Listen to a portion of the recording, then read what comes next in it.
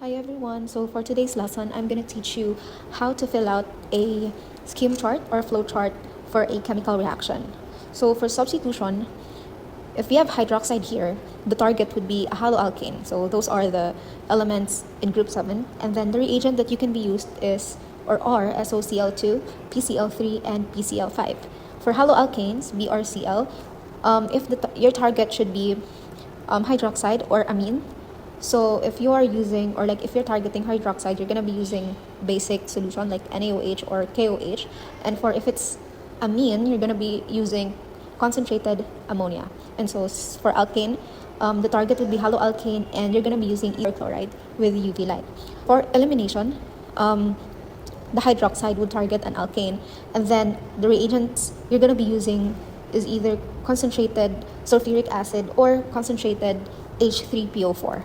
And for haloalkane, here, your target will be alkane, and the reagent you're going to be using is either KOH or NaOH. I have prepared here a simple flowchart for you that we can try to fill out. So for the first one, let's try this one. So we have a C3H8O here, which has a hydroxide functional group, right? This one, we have an OH hydroxide functional group here, and the arrow is pointing to a compound with a functional group of haloalkane or Cl here. And so we have to look at our table here. If we're targeting hydroxide, if we're targeting a haloalkane from hydroxide, so we are using this, right? So if that's the case, the reagent that we're going to be using is SOCl2. Okay, now moving on. So our C3H7Cl here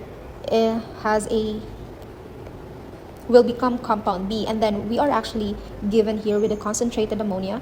And so if we're given with a concentrated ammonia, which is in the reagent, so this one, so we have a haloalkane, so that would mean our target would have an ammonia, right? So that would mean the Cl would be substituted or will be replaced by a amine functional group, so that would become C3NH2 3 4 5 6 7 8 9 C3NH9. So that would now be our compound B. Okay, and so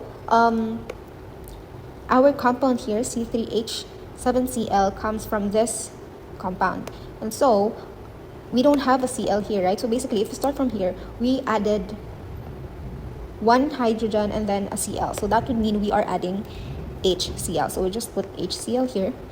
And lastly, for our compound C3OH, a hydroxide, and then the target would be, the thing about here is that from H8 and O, it just becomes H6. So basically there is like two hydrogens that's being lost, and then an oxygen, so H2O has been lost, right?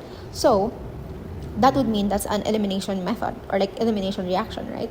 So if we look at our elimination, we started from the hydroxide, and then we're targeting an alkane. So the reagent that we're going to be using is the concentrated H2SO4.